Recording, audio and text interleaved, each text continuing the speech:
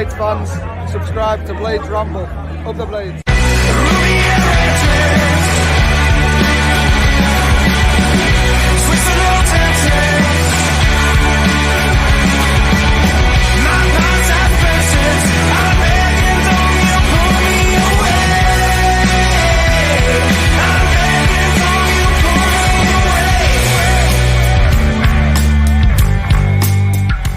What is happening, Blades, and welcome back to the Blades Ramble. I am, of course, Jimmy, and we are proudly sponsored by Action Coach Sheffield. If you're a growing business and want support to continue that growth, they are the people to speak to. We're also sponsored by V&B Auto Centres, and if your MOT is coming up, not only are they already dirt cheap at £30 to do your MOT, they're now offering Ramblers, as we've said previously, a 50% discount. Get your MOT done for 15 quid at V&B Auto Centres at Handsworth. Thank you to Aaron and the team for their continued support of the channel. If anybody else is interested in sponsoring the Blades Ramble, you can get me at bladesramble@gmail.com. Right. How are we feeling? It's as I record this, because again, it's a recorded version because Sky are useless. As we record this, it is the day after the night before. It is the day after Middlesbrough. And the easy thing to be would be despondent and down about how we're playing. I still stand by everything I said last night. I think Wilder got it wrong at Leeds. I think there's no plan, which is worrying. There doesn't seem to be any plan in our build-up play. There doesn't seem to be set patterns of play.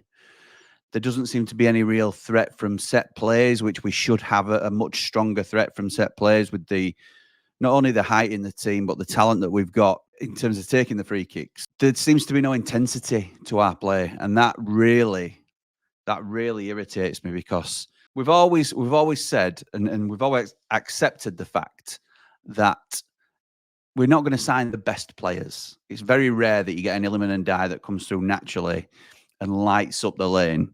What we want is players who are committed, dedicated, and wear the shirt with pride.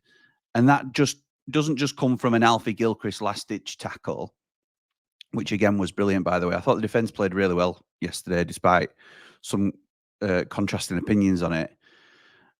It's also having the intensity and the positivity to go. We're an attacking team. We always have been an attacking team. We're not a team that just accepts teams onto us and tries to, it's not like some teams are happy to do that, soak up pressure and then hit on the brake. In this league, we are good enough to dominate teams. We've shown that in the early stages. It's just not been happening recently, has it? In these last two games. And you worry whether it's affected confidence in the players. I'm leaning towards a change, if I'm honest, a change. So I'm going to start us off with our new rebadged segment of I can pick the team because I was born to be Wilder. Born to be wild. Tell.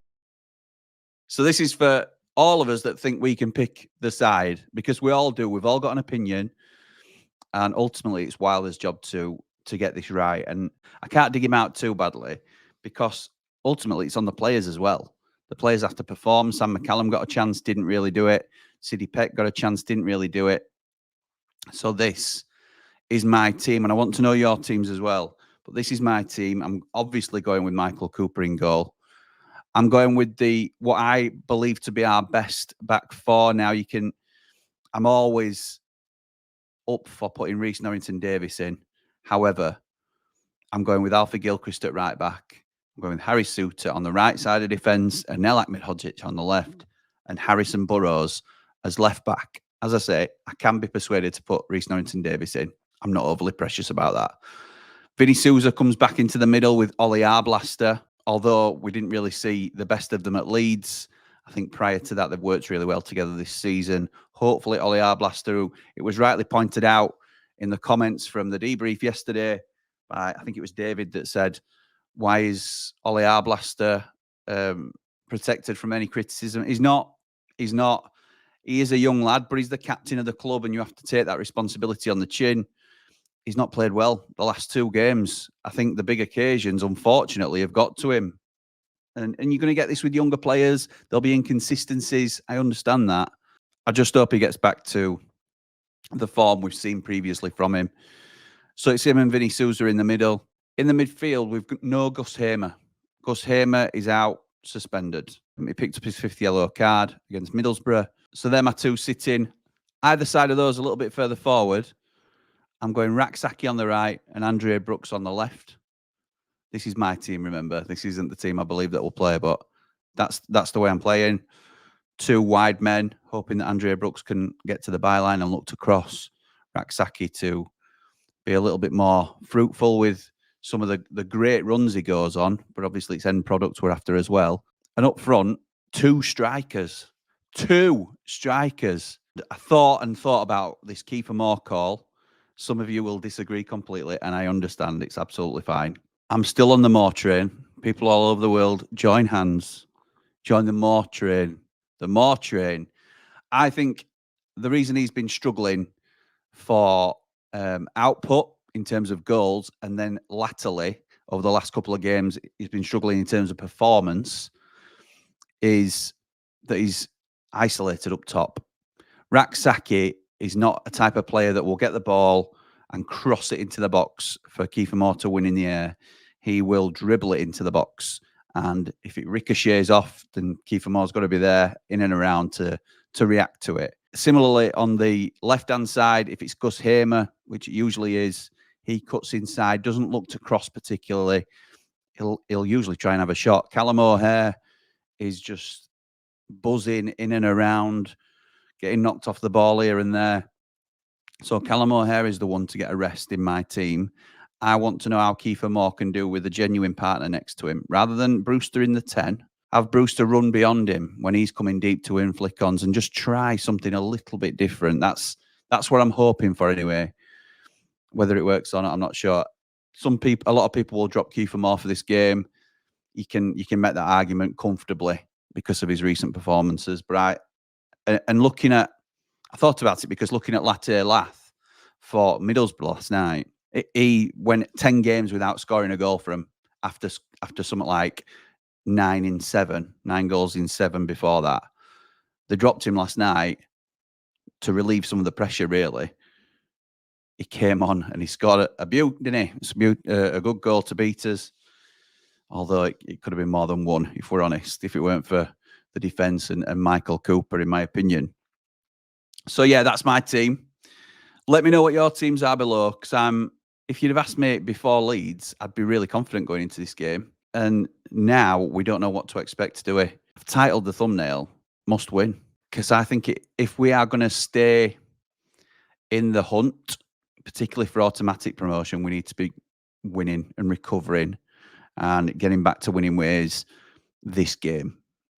If we don't win, if we lose 3 losses on the spin, what could that do to our confidence? What could that do for our season? I think it's a bigger picture view of, obviously there's so many more points to play for. So in one regard, it's not a must-win game, but I think in terms of the mentality of the team and the squad, we need to be winning this game. We need to be making sure we're bringing all 3 points back and staying in the hunt. So as part of our prep, as usual, this is the warm-up. And we want to know a little bit about our opposition. So, spoken to our Stoke friends over at the Every Step Along the Way podcast. And Dan's going to give us a rundown of what we can expect from Stoke City. Hi, Dan here from the Every Step Along the Way podcast. Just coming to give you my thoughts on the game at Bramall Lane on Saturday. It's been an interesting one. We always are for Stoke. We seem to have a knack of sacking our managers earlier in the season. Don't know why, but this one, he was even doing all right, Steven Schumacher. There was no fan pressure, nothing. People were behind him, and then he's gone. It's been an interesting one. Like I say, all that upheaval, literally, we're starting from scratch again, partway through the season, so we'll just have to see how it goes. like I say, the fans were quite behind Steven Schumacher. You know, he united the fans in the squad. The fans were behind his style. They were enjoying it. He was playing a lot of younger players. It was quite refreshing. I thought for the first time in a long time we seemed to be heading in the right direction. And then he'd gone. So yeah, unlucky for Naughty Parks really, because he's come in with his back against the wall straight away. As he talks a good game, we're being entertaining so far. We're scoring 20 goals. Looking a bit ropey at the back, so we'll have to see how this pans out. But I think we've just got to give him time now. And yeah, I think the fans, they're on board with him, but slightly probably a little bit annoyed still slightly of what's happened and the timing of it all. We usually been playing 4 at the back, a couple of midfielders sat in front of there. They sort of dictate the play, dictate the pace. And then we've got 2 wide men in Manuf and either Juno or Kumas. And then Tom Cannon plays up front, and we try to get somebody just buzzing off him. It's Sam Gallagher ideally, but keeping him fit is very difficult indeed. Injured in pre-season after 20 minutes of his first friendly. A few months out, comes back, has a fantastic game, helps us beat Portsmouth 6-1. And then the week after he's injured again, and no due return date as of yet. So Bruce Kumas, completely different type of player, very pacey, great eye for goal, and what a finish he can produce. He's the one at the minute who's just playing, like I say, just off Cannon, giving him a bit of support. They're linking up quite well, to be honest. So yeah, we've got 2 very good finishes up front. Main threat, I mean, I mentioned obviously Tom Cannon, Lewis Kumas, fantastic finishers. Million Manuf can bang one in the top corner from 30 yards at will. However, putting 1-on-1, and yeah, I think his success rate is probably in single figures, to be fair. So that's a bit of a worry. But yeah, we've got 4 real good attacking players. In obviously Juno, who's yet to fire this season. Lewis Kumas, 18, only from Liverpool. Like I say, so much pace, such a good finisher. His work rate's fantastic. Million Manuf again, 22. A great player, takes people on outside the box. He doesn't score tackling, put it that way. He has probably been our best, most consistent attacking player this season. And then Tom Cannon, 4 goals so far, all against Portsmouth. But yeah, give him the service, and that's not what we've done so far. But I think if we get the ball in the right area for him, he's proven that he is absolutely lethal in front of goal. Jordan Thompson, I would say. I don't want to be unfair to JT, he's the longest standing member of the squad now. The problem is he's just inconsistent. He can come on and be absolutely fantastic one game, then the next he can have an absolute mare. Unfortunately, we get too many of the latter and not enough of the former. So yeah, I think if Berger's not fit any plays, that might be somewhere you can try and get at us. I think, looking at you, you seem to sit off, you seem to let the other teams build from the back, and we will happily do that.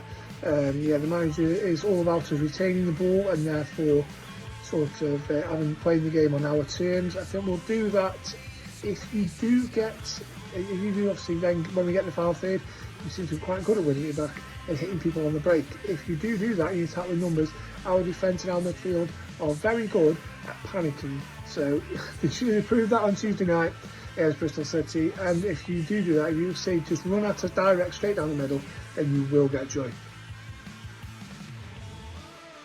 I think Sheffield United's strengths don't appear to be in the areas you would imagine. Now, coming down from the Premier League, you think you're going to come down here, you're going to boss a lot of games, you're going to score plenty of goals and win plenty of games. But it seems to be the defence that was, no offence, so weak last season. Probably the main reason that you struggled in the top flight is your strength this year. I know it's sort of been rebuilt around an ex-Stoke man and Harry Suter as well. What a talent and what a player he is. You probably need to get somebody who can score a few more goals. Looking at it, I mean, Tyrese Campbell, we know all about him. Mixed views on him from Stoke fans, and from what I can see, mixed views from Sheffield United. Personally, I saw his positives, and if you get the best out of him, he's a real good player at this level. But he hasn't fired for yet. And obviously, the other striker, the big player that we've been after him many times. The big lump up front, so to speak. But yeah, he's going to score goals for you as well, hasn't he? So yeah, it's you could probably do with somebody who scores more goals just to make your games more comfortable. I thought you were going to win 2-1, and then I changed to 1-1, and I think it's going to be around that. If you win, it's because you get in front early. I think if you get in front early, then we will struggle, because I think we will struggle maybe to break you down. And we also, we like to have a bit of an open. We've got a lot of pace up front that like to run in and run at people. And I think when teams sort of sit in and compact, especially when they're protecting a lead, we do struggle with that sort of imaginative play to sort of get in there. If we score the first goal and go in front, then yeah, we possibly could, hang on, and probably get a point. All three, I think, is going to be passed. Is not going to be possible. Yeah, so our socials, you will catch us on Twitter, X, whatever Elon's decided to call it this week, at Every Step. You can also find us on Instagram at the same, and we also have a Facebook group, Every Step Along the Way. So yeah, we X, Twitter is probably the main place. We've got a good Facebook group, we've got 1,000 people on there, so yeah, those are the two main ones that you can find us. Well, Sheffield United, I feel we're going to be, you're obviously going to finish in the top 6, you're obviously going to be in the promotion hunt, we finish in the top 2, get a goal scorer in January, then you're definitely top 2, without it you're probably going to be up or down roundabout. I'm going to say with your current squad, second, you'll just sneak an automatic promotion as it stands. As for Stoke, well, why break the habit of a lifetime? Since we got relegated in 2018, we have finished 14th to 16th every single season. 6 years in a row. Quite impressive, really. So I think we'll just make it a lucky 7. We're going to finish, 15th? Yeah, why not? Enjoy the game, everybody. And good luck for the rest of the season until you come down to Bet365. Thank you for that, Dan. Much appreciated, pal. I'm going to wish you all the best for the season after the weekend and obviously the return fixture. Stoke are always a tricky game. I'm never quite sure, or I'm never quite confident playing Stoke. I think they're one of those championship teams that can turn up on the day, and they're a typical championship team, really, in terms of could be rubbish, could be really good on the day. Victor Johansson, good goalkeeper. We know a lot about him. There were a lot of discussion, particularly on this channel, about whether we should go for Cooper or Johansson in the summer. How glad are we that we got Michael Cooper, but that's not discounting how good a goalkeeper Victor is. So it'll be an interesting game. I think with our previously strong defensive record, we've only conceded 5 goals all season. I think we get a clean sheet at home, and I think we win 1-0. I don't care if it's off somebody's backside, hopefully Kiefer Moore's backside, but I don't care whose it is. Anybody's backside can put us 1-0 up and give us the 3 points. So let me know your score predictions too. We will be in Triple Point before the game, as they are also our pre-match sponsors. So thank you to them for their support. If anybody wants to come and join us, you're more than welcome. Just come up and say hello. You'll be welcomed in as part of the crew. That's all we've all done individually. You might see a big crowd of us, but we've all made that step individually, me included, to introduce and integrate ourselves. So it's a welcoming bunch. Everybody's welcome to join us.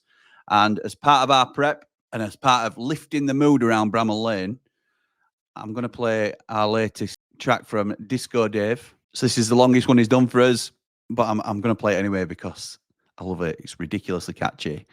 And anybody that wants to come up and have a sing-song with us about it on Saturday, we'll be in there with Disco Dave, I'm sure. He was there last time at the home game, so I'm hoping to see him in Triple Point. But yeah, this is Disco Dave with Down at the Lane. Bright lights, flashing lights, dancing feet in neon tights. Mirror ball, don't behave, everybody shout out. Disco Dave. Disco Dave. Down at the lane, where the bladesmen go, where United put on a show. It's Fanny's first to kill the thirst. By mid-centre folds, pulling Fanny's goal. Down at the lane, where the bladesmen go, where United put on a show. The Triple Point, oh what a joint. Get this in the air, sup some proper beer. Down at the lane, where the bladesmen go, where United put on a show. In drinking mode, down London Road. Clubhouse Madrid, less than £4. Down at the lane, where the bladesmen go, where United put on a show. The clubhouse ale, you cannot fail. Blazing bending wrist, getting chuffing pissed. Down at the lane, where the bladesmen go, where United put on a show. The Albion range of fine cascales, soaping 5%, wobbling as I went. Down at the lane, where the bladesmen go, where United put on a show. Queues at the gate, it's getting late. Cricket's last jar, 60 per bar. Down at the lane, where the bladesmen go, where United put on a show. Cops singing loud, me feeling proud. Chip Butty song, where I belong. Down at the lane, where the bladesmen go, where United put on a show. Those Tuesday nights under the lights, blades in the attack, Esther on my back. Down at the lane, where the bladesmen go, where United put on a show. That if time queue, it can't be true. Give the beer a swerve, can't get chuffing served. Down at the lane, where the bladesmen go, where United put on a show. Attacking cop, defence to unlock. United take a chance, see the Shoreham dance. Down at the lane,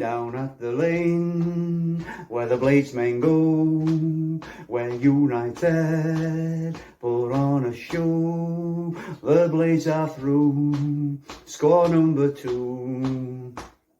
Cue the Shoreham roar, all the city knows the score. Down at the lane, where the bladesmen go, where United put on a show. The scores are through, but if you're blue, pigs have lost, we hear, have another beer on the way home. Disco Dave. Down at the lane, where the bladesmen go. That is brilliant. Absolutely brilliant. Thank you, Disco Dave. Cult hero of the channel. Much appreciated, pal.